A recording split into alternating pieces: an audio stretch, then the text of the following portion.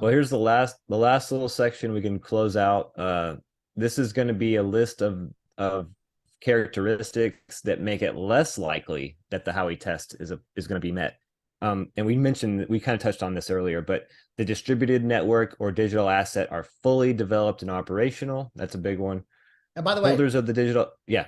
to that point, I just want to, as we cover this point, I brought up X a couple of times only because we've mentioned in previous videos, and it has a well, we'll talk about the idea of time value, locking something up for time. We did a whole conversation on the innovation that poses. And of course, this again goes to it's inflationary. It's not a promise of any profits. And I believe I heard post our video that the founder is reworking his definition. Instead of it being about interest rates and return rates of profits, it's actually more a feature of valuing, creating a value for time on blockchain, which is beautiful. But I mention this because you can have a token like X that's completely operational, or name another token that's complete. You can have a blockchain that's completely operational, fully developed. That doesn't mean that you can't build Pulse Chain, or you can't build Right. something Upgrades on top of Ethereum. My point is that there are many projects that have people with incentives to make it better and to add more of a Wise token, Peter Gurr. I mean, you can have complete projects that at the foundation, they're up and running. And if people value them and want to use them, then they can build on top of them, like you said, layers. But that it doesn't mean that something has to cease having any development on it whatsoever in order to be fully developed and operational. Well, it definitely shouldn't be. Shouldn't mean that. No. Yeah. A few other characteristics. You're able to immediately use it for its intended functionality. The prospects for appreciation of the digital asset are limited. If the asset is called a virtual currency, it needs to be able to be immediately used to make payments on a wide variety of contexts. So it looks like we don't have a virtual currency yet. Further, the digital asset is marketed in a way that emphasizes its functionality and utility rather than its potential for increase or speculative gains. And then there's a few other things that it goes on, but it talks about if the active participant facilitates the creation of a secondary market, then the transfers of that asset may only be made in among users of the platform. So that sounds like it lets AMMs and DEXs off the hook, because those swaps do happen because of it's by and among the users of the platform. It's not it's typically not a centralized thing. It's, there's users that have that have invested in a liquidity pool, and they've added those funds to those pools, and those pools that self bootstrapped liquidity is how those swaps is the fund that makes those swaps possible. And so it's by and among the users themselves. Yeah, so it feels like that's a good, I mean, I'm not a lawyer, but that sounds good to me. There's a few other characteristics that will make it less likely that the Howey test is met. A lot of them do turn on the price and its connection to the utility, and how much it is, and how much speculation is involved, right? Absolutely. And you read these points and you'll find, of course, if it meets these points, it's not considered to be part of the Howey test.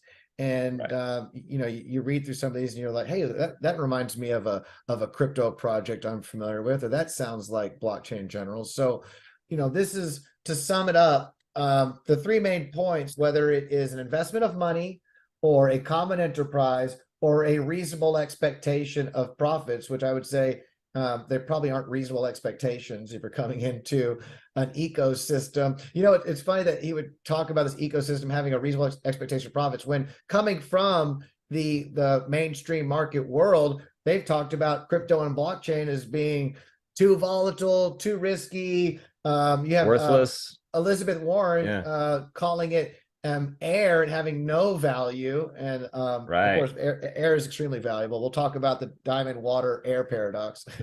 go, go Well, some it's funny. It's because go crypto is underwater. All of a sudden, air.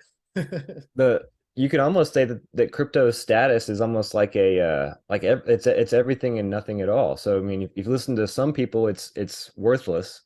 It's purely fraud, right? Or it has no intrinsic value.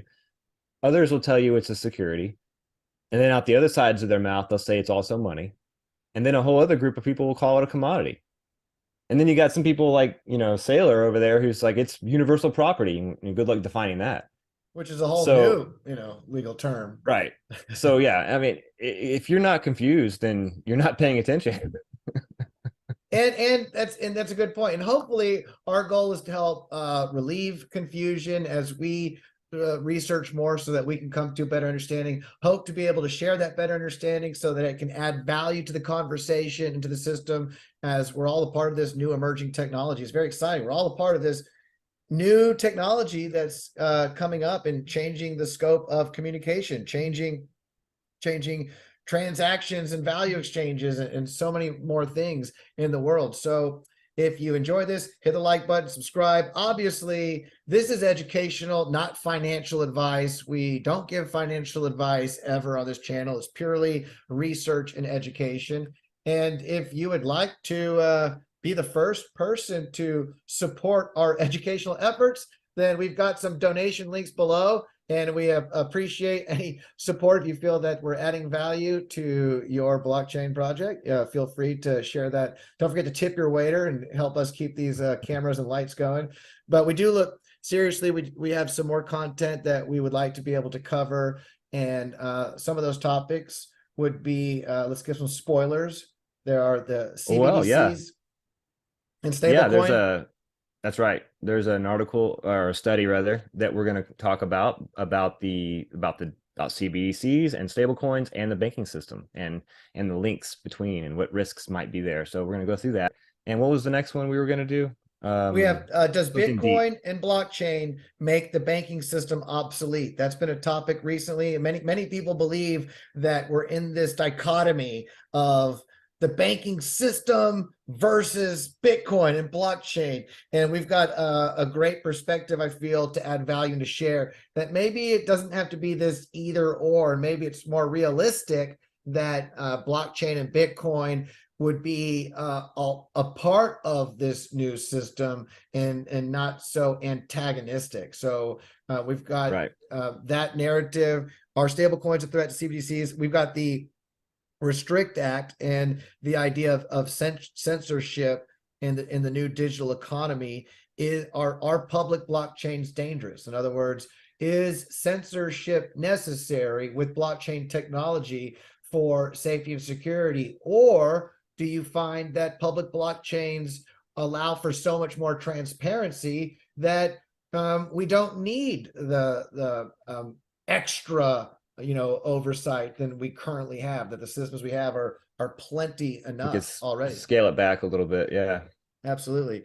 And is anti-crypto anti-American and pro-large corporation? Because there's a talk right now about anti-crypto movement in politics under the guise of protecting retail, when we peel behind the curtain and take a closer look, maybe we'll find that blockchain and crypto itself is this new market that it stands not to replace or take down the banking system, but at force growth and force it to change with the new economy, and Right. allow opportunities to disenfranchise groups that may not have had those opportunities in the previous monetary system. So Very cool. those are some Good. exciting topics. If you want to be a part of that, you know what to do. Hit the notification bell. And again, we were really excited to share this information with you. It's exciting stuff. Economics, money and banking and blockchain. If that's not exciting to you, I don't know what is. And if it is exciting to you, then stay tuned for our next content. And until the next time, have a beautiful day and namaste, y'all.